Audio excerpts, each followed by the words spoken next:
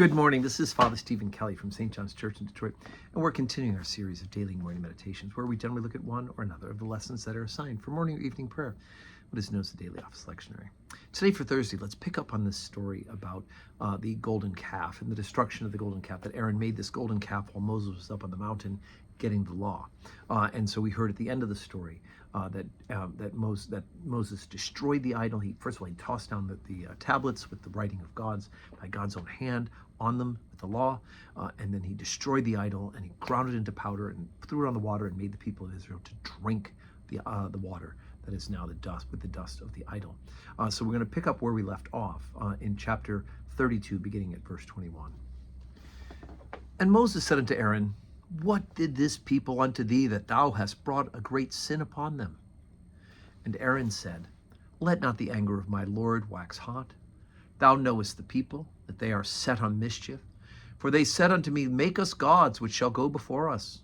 And as for this Moses, the man who brought us up out of the land of Egypt, we wot not what has become of him. And I said unto them, Whosoever hath any gold, let him break it off. So they gave it me, and I cast it into the fire, and there came out this calf. And it came to pass on the morrow that Moses said unto the people, Ye have sinned a great sin, and now I will go up unto the Lord, peradventure I shall make an atonement for your sin. And Moses returned unto the Lord and said, O this people have sinned a great sin, and have made them gods of gold. Yet now, if thou wilt forgive their sin, and if not, blot me, I pray thee, out of the book which thou hast written. And the Lord said unto Moses, Whosoever hath sinned against me, him will I blot out of the book. Therefore go now, lead the people into the place which I have spoken unto thee. Behold, mine angel shall go before thee. Nevertheless, in the day when I visit, I will visit their sin upon them.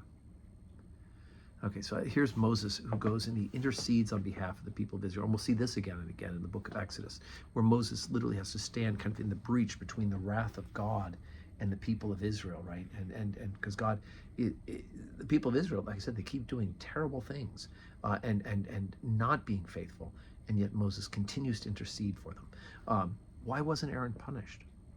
Well, first of all, a couple chapters earlier in chapter 28, he was actually anointed to be a priest, so the priesthood itself needed to be protected. And in some ways, Aaron won't go to the promised land. Moses doesn't get to go either, never steps foot in it. He sees it, doesn't step foot. Aaron dies beforehand. Both of his sons, who are anointed priests, also will not, we'll see an early death. So in a sense, there is punishment that is eventually meted out for them. But obviously the key here is repentance, that Aaron confesses that he was a part of this and asks for forgiveness, and then Moses himself intercedes on their behalf before God.